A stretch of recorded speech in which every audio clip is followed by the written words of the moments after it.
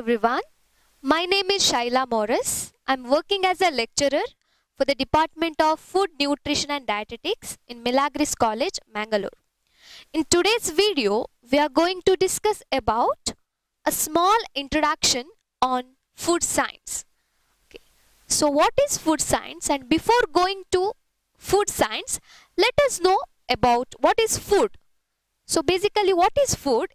It is a substance, anything which you swallow it, that is a solid or liquid material, it will get assimilated and absorbed by the body and which will nourishes your body as a nutrients. Okay, so basically what is food? In a general way you can say something which is solid or liquid. Liquid in nothing but the juice, the water and all, and the solid as a whole, you know, the rice you can say, and also the vegetables, meat, fish products. So overall in a diet you can say a food as a solid or a liquid substance. When it is swallowed, it will get digested in the stomach by the action of enzymes. Okay, so when you consume it, it will get digested by the enzymes through the cycles, various cycles, and it will give you the energy. In terms of energy, it will nourishes your body. Okay, so it is a mixture of different chemical compounds, isn't it? Yeah, in the food product you will have carbohydrates, proteins, fats, lipids, as well as vitamins and minerals. So overall it is a combination of chemical components. Okay, so now what is food science? In the food science you will be having the study of, which includes the understanding of the changes that occur in the components during the food preparation. That changes may be natural or artificial. That means a food product, you will have a one raw material, you will take that and you will not consume as it is. You will give some treatment for that. You will do processing. So while giving the processing, certain changes will occur, isn't it? Those changes, what are those changes? It may be enzymatic changes, non-enzymatic changes, chemically, structurally, the food will get, the raw material will get changed, isn't it? So that changes you'll be learning. And also natural changes, when it comes, you can take an account of ripening of the food product. So the naturally, when you keep any fruit product, it will get ripened naturally, isn't it? So because of the enzymes present in it, and the bananas, in bananas you might have observed, isn't it, the ethylene gas which is produced tend to ripen all the bananas present in the banana tree. Okay, so next, the basis of the discipline lies in an understanding of the chemistry of food components such as proteins, carbohydrates, fats and water, and the reaction they undergo during the processing and storage.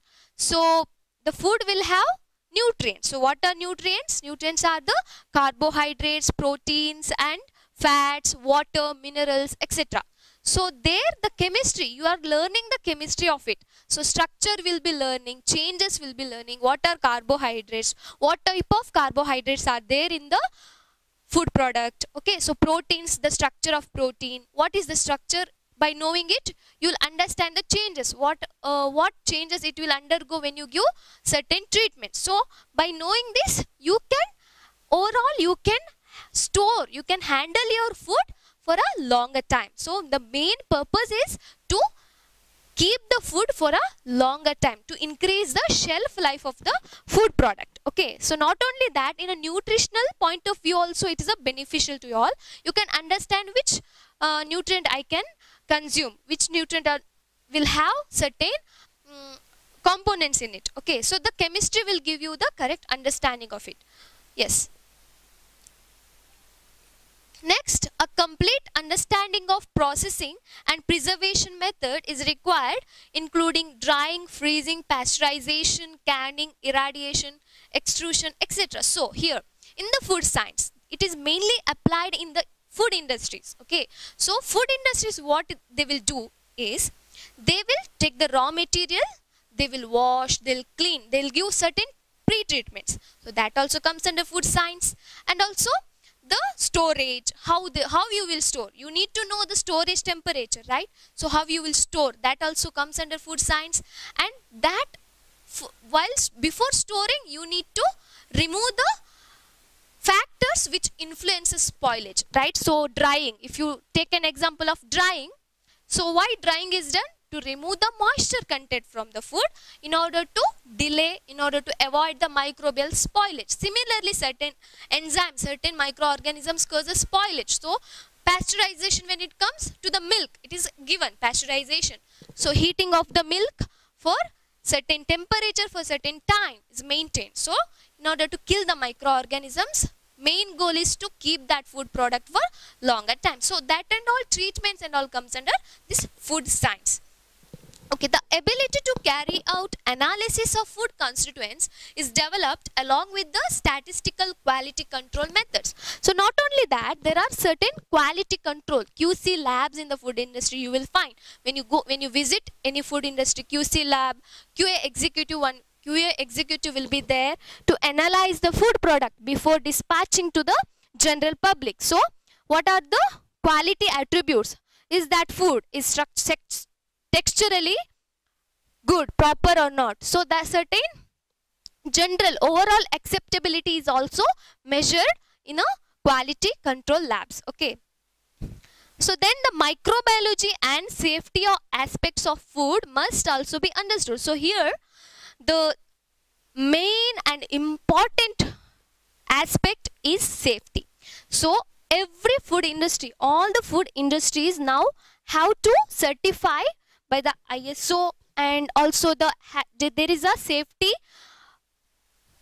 policy from HACCP, hazard analysis and critical control point, which will talk about only the safety. So safety is concerned when your food product is away from the microorganisms which causes spoilage. Okay, so that is also done. So microorganisms growth and all you will be seeing only in the microbiology lab, isn't it? You are providing the nutrient agar and you are seeing the culture of it. You will be seeing in which food product what type of microorganism is there, whether it is dangerous or not, what has to be done if it is there.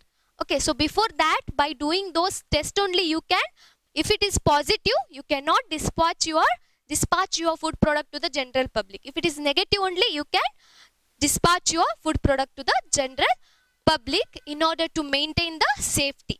Okay. So then other areas covered include food additives, the physiochemical properties of food, flavor chemistry, product development, food engineering and packaging. So overall, from the raw materials to dispatch, the food is handled. Okay, so what type of packaging material you use to pack your food product, whether it is a food graded or not. Okay, and then because your food packaging material should not contain any toxic materials which will get introduced into the food when it is directly packaged to the food product. Okay, so then food additives. So there are certain food additives which only can be added to the food in a given limits. Okay, we cannot use more additives to the food. So that will cause us some health effects, health hazards, cancer, that and all can be got if you consume these food additives which are more in food additives. Okay, so then overall you will be learning this all the microbiology, chemistry, food engineering also. To set up one food industry you need one engineer to know how to design one machine, how to design one equipment for the processing purpose. Okay, so in this video we learned